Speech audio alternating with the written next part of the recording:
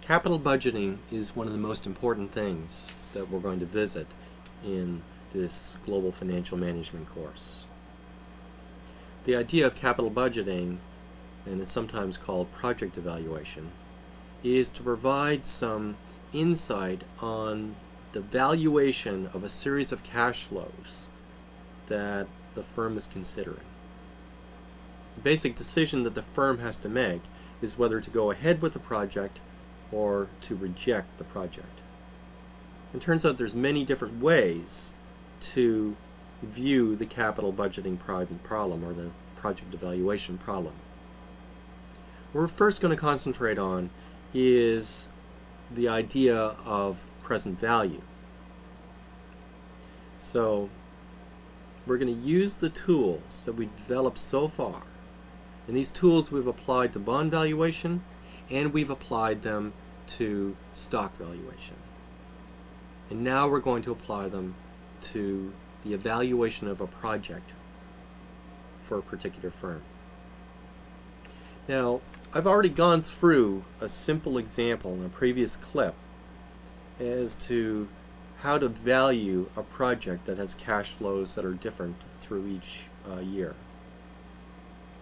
And the method that we used was to construct a portfolio of zero coupon bonds that had the exact same payoffs as the cash flows that we were trying to value. So if you recollect that example, it was very simple. We had $100 at the end of year 1 and $100 at the end of year 2. And we knew these cash flows for sure, and we also knew that there were 2 zero coupon bonds that were trading in the market that exactly mimicked the cash flows from this particular project. By the principle of no arbitrage, we could construct a portfolio of the zero coupon bonds that had identical payoffs to the project we're trying to evaluate. And the principle suggests that the value of these two investments must be equal, or there's an arbitrage opportunity.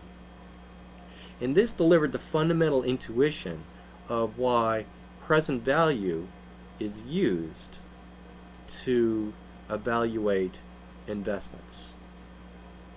The present value makes fundamental sense in terms of eliminating the opportunities for arbitrage or free lunches.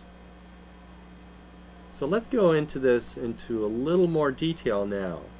And throughout the course, we're going to become more and more detailed in terms of this idea of project evaluation. Now, the first thing that we have to deal with is the discount rate that we actually use for the cash flows. It's almost never the case that we know the cash flows for sure. So the discount rate that we need to use for the cash flows of this particular project is going to be greater than the so-called risk-free rate that we use for Treasury bills. The rate that we use is related to the cost of equity, or the required rate of return on the firm's stock. The example that I'm going to look at initially has to do with a project that has the identical risk that the firm has as a whole. Later on, we're going to establish, using the capital asset pricing model and the arbitrage pricing theory, a formula that tells us what the required rate of return is for a project of average risk for a particular firm. And we'll call that the cost of capital, the cost of equity, or the required rate of return. And only in the special case that the cash flows are known with certainty would we use the Treasury bill rate. And given it's almost never the case that we know the cash flows with certainty, we're going to be using this required rate of return on equity. So the example that I want to explore is an example where we're looking at a project that looks identical to the firm that we're studying. Now, this assumption is quite important because when we discount cash flows in capital budgeting, we need to use a discount rate that reflects the risk of the project that we're considering, not the firm as a whole. Okay, this is a mistake that's made quite often, and I'll return to this mistake a number of times during this course. The mistake is that the firm has a required rate of return,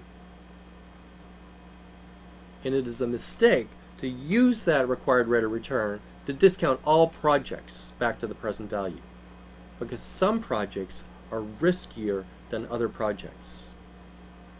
If the project is riskier, then it should deliver a higher expected rate of return, or it's not worth the investment. And if the project is less risky than the average investment within the firm, then it doesn't need to require as much return as the average project within the firm. So I said, we'll return to this again, but the fundamental assumption that I'll be pursuing is that the project looks like the firm, so therefore we can use the required rate of return as the discount rate. So what do we have to do in project evaluation? It's not going to be the simple $100 next year and $100 at the end of the second year. Cash flows are going to be more complex. And in the lecture note, I show how to go through and disentangle the relevant cash flows. There's going to be some initial cost to the project that will be times zero cost, which means that we do not need to discount any cash flow at time zero. And then there's going to be some revenues that the project will generate, and those revenues will probably begin at the end of the first year. These revenues need to be discounted back to the present value. Now, we can't forget that there are taxes, and the lecture note goes into some details about taxes. So one thing we need to do is to figure out what our revenues are, figure out what our expenses are, and then figure out what taxes are due. And that's a real cash flow going out. Now, before we actually do this, we have to deal with depreciation. Now, depreciation is an accounting concept. It's not a real cash flow. So when you're actually calculating cash flows for a firm, you would add back depreciation. But it does have a real implication in that I get to deduct depreciation as an expense for tax reasons.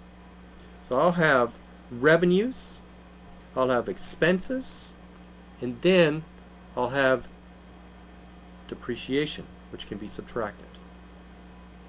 So I can get my net revenues by taking the revenues minus the expenses minus the depreciation. And on that, I calculate my tax rate. And I calculate what taxes are due each year. So depreciation actually is a benefit to the firm in terms of the taxes.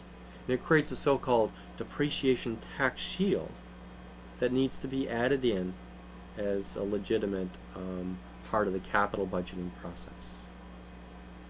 So the basic idea in capital budgeting is to look at the revenues minus the expenses, figure out what taxes are due, and to get the cash flows at the end of each year. In time zero, as I mentioned, we probably have some initial expenses that deal with the project. At the end of the project, there might be a salvage value of the project, which needs to be added in.